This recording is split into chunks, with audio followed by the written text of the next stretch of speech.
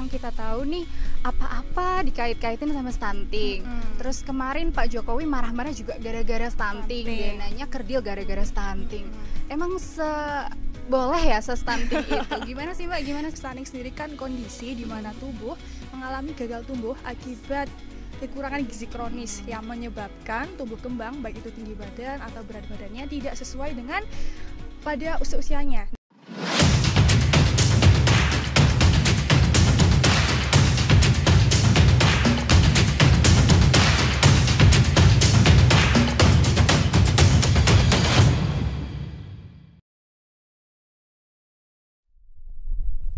Halo sobat-sobat dan Besti Guru Purno, selamat datang di podcast SS Serius Tapi Santai.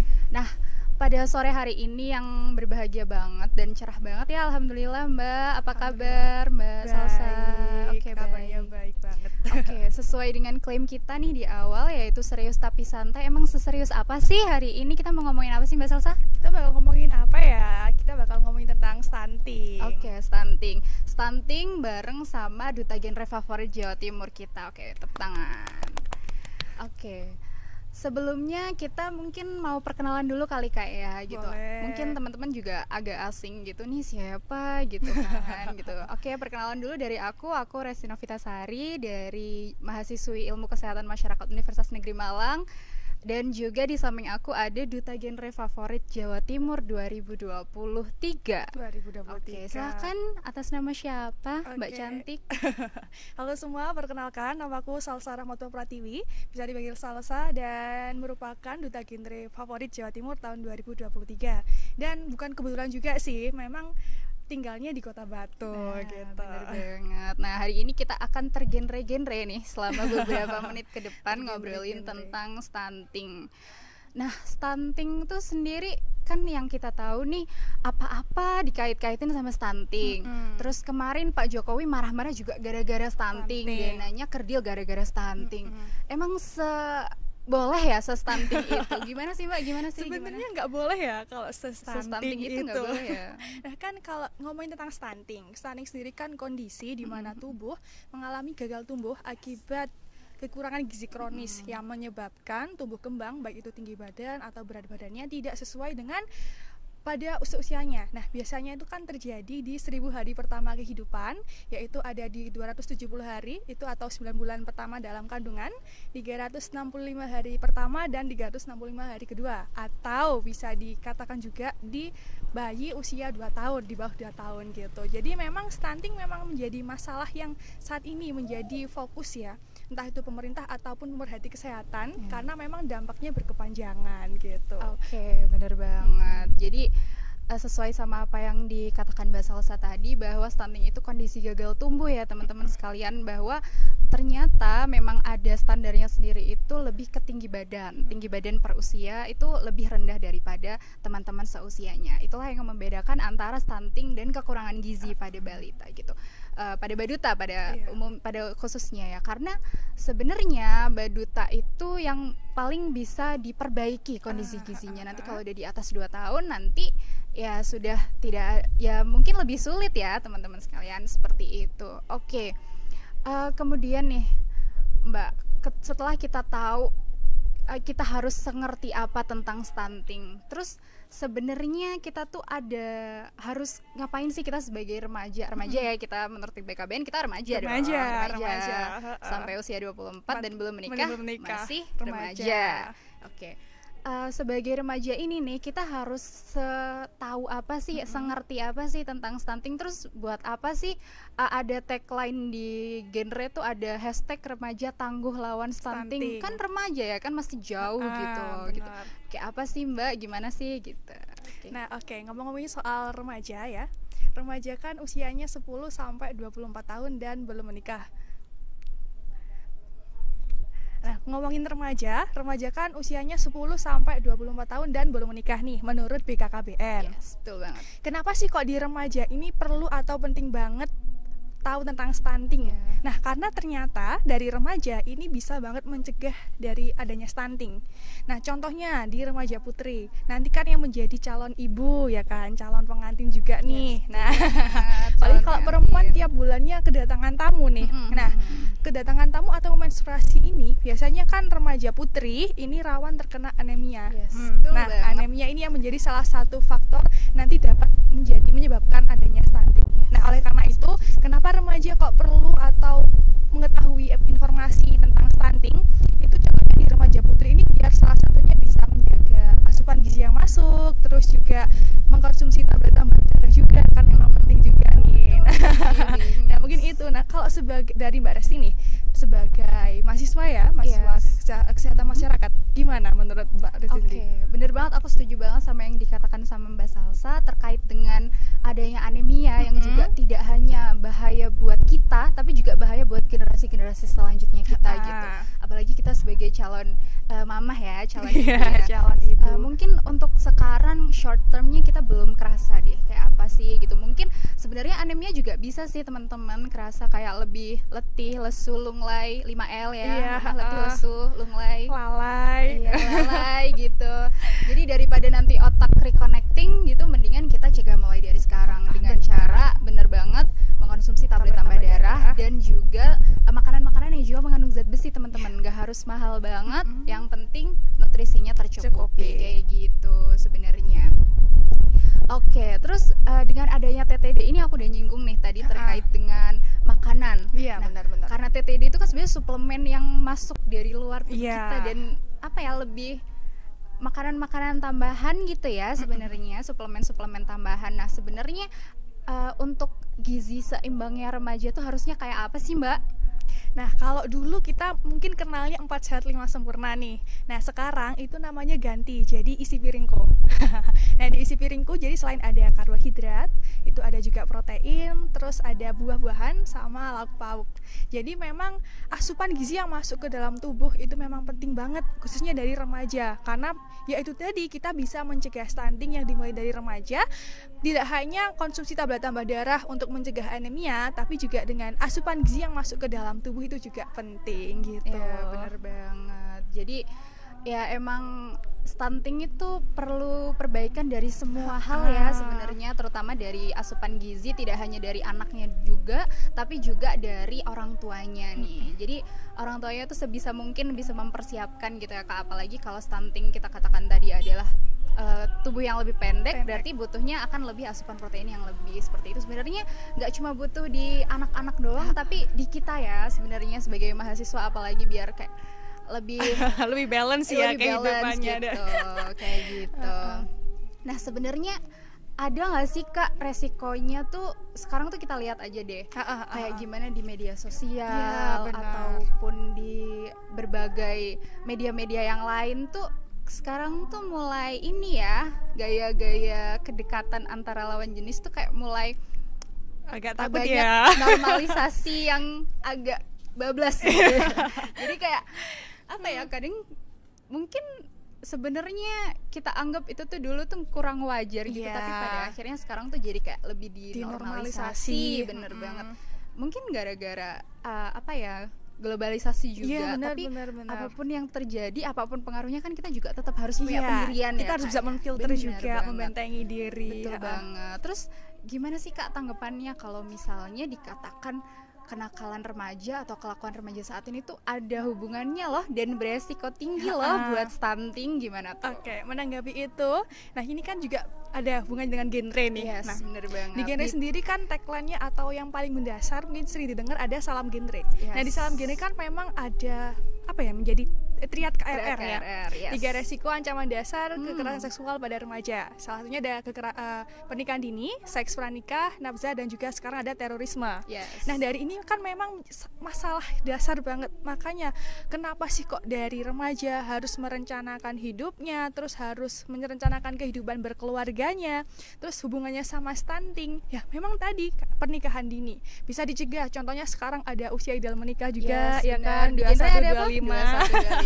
21 untuk perempuan dan 25 Yes. laki-laki. Terus juga ini menjadi salah satu juga untuk mencegah adanya pernikahan dini. Nah, nanti kalau udah pernikahan dini terus misal nantinya hamil ya sang ibu, tapi baik dari fisik, psikis, terus ada finansial juga mungkin belum siap.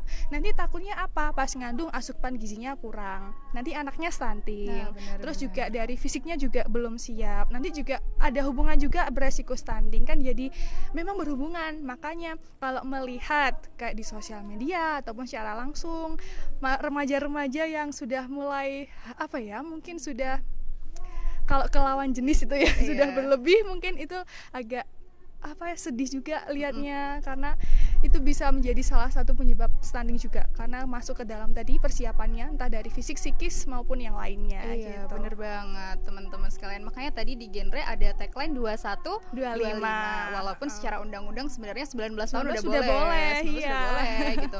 Tapi ya alangkah lebih baiknya kalau misalnya lebih dari 20 tahun. 21 benar. tahun, karena for your information teman-teman sekalian, bahwa di bawah 20 tahun itu teman-teman perempuan beresiko tinggi terkena kanker serviks loh teman-teman sekalian kan. Gara-gara kesehatan reproduksinya memang belum siap dan belum waktunya untuk bisa melahirkan anak kayak gitu. Oke, sebelumnya nih Mbak, karena Mbak Salsa juga dari orang Batu, orang genre, otomatis sering ketemu sama teman-teman dan juga masyarakat di sekitar Batu nih. Kita juga mau tahu nih kayak gimana sih biasanya ada fakta dan mitos terkait dengan stunting. Kadang-kadang ada yang bilang stunting itu aib banget ya gitu. Aduh, masa sih anak aku stunting, gak mungkin lah. Masa sih, kan kayak susunya mahal gitu. Terus makanannya juga sehat terus kok pasti gitu. Tapi kok stunting gitu, kesannya kayak apa ya, terkesan ya tahu downgrade gitu. Kayak gitu. Gimana sih tanggapan Mbak Salsa? Atau ada fakta dan mitos lain nih ternyata di sekitar sini tuh yang ya kita kan orang baru ya gitu. Kayak apa sih sebenarnya? Oh, ternyata itu mitos ya, ternyata itu fakta ya gitu. Nah, mungkin salah satu yang paling mendasar ya, katanya stunting nggak bisa dicegah. Nah, padahal bisa ya kan? Stunting itu bisa dicegah. Salah satunya apa ya? Dengan pemenuhan gizi tadi. Pemenuhan gizi ini menjadi yang mendasar banget ya kan? Benar Jadi banget. bisa banget dicegah dari entah itu dari ibunya atau dari anaknya pas pemenuhan gizinya, khususnya pas di Baduta tadi. Terus juga apa ya, pola asuh ya. Pola asuh itu juga menjadi salah satu faktor yang bisa menjadi penyebab stunting juga. Entah itu bagaimana pola asuh anaknya ini pas pemberian makanannya atau di kehidupan sehari-harinya gitu ya kan. Terus juga ada mungkin stigma kalau orang yang terkena stunting itu kebanyakan orang yang bisa dikatakan kurang mampu. Padahal enggak ya.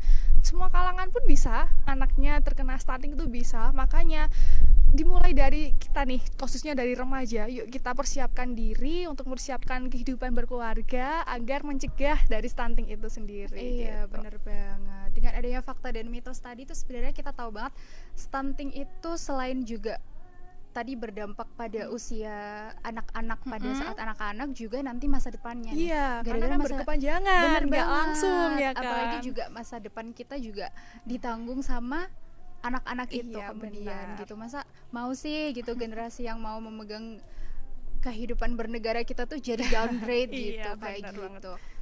Bener banget. Terus kemudian adanya ini Kak, coba aku mau balik lagi dikit ya, flashback lagi terkait dengan adanya pacaran tadi nih.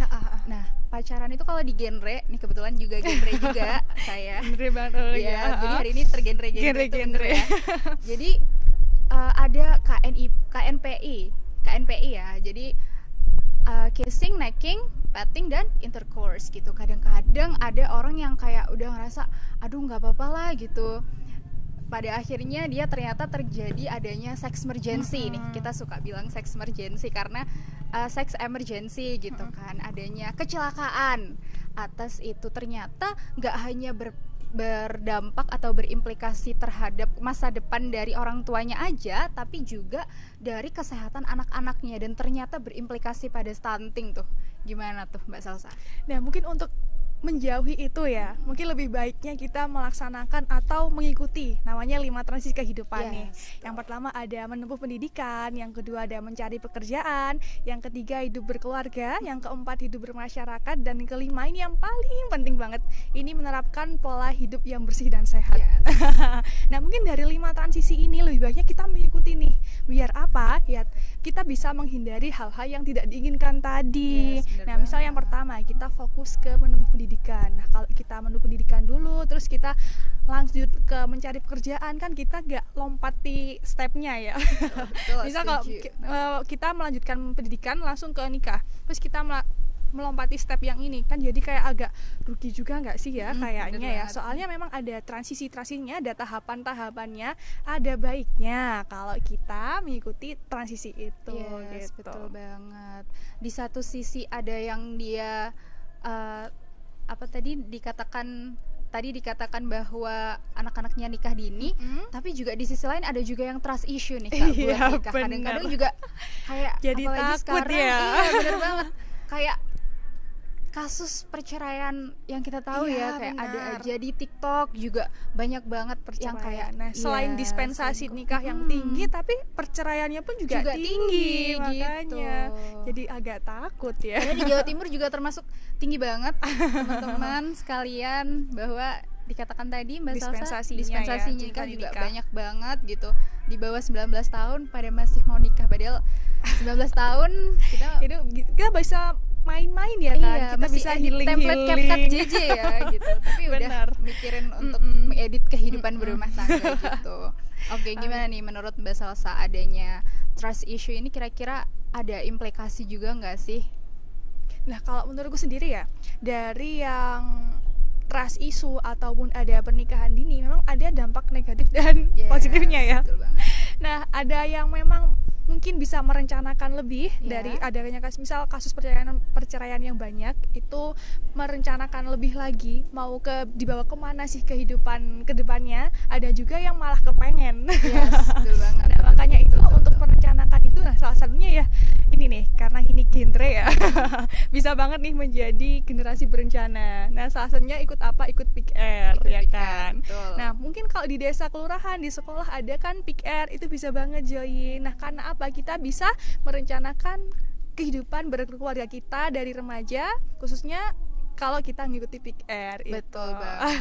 Jadi sebenarnya dari trust issue maupun dari kepengenannya tadi itu sebenarnya juga sama-sama berpengaruh, karena kalau misalnya terlalu pengen juga nanti takutnya kurang berencana. Kalau nggak kepengen juga generasi yang mana gitu generasi kan, mana nanti yang melanjutkan gitu. Ya.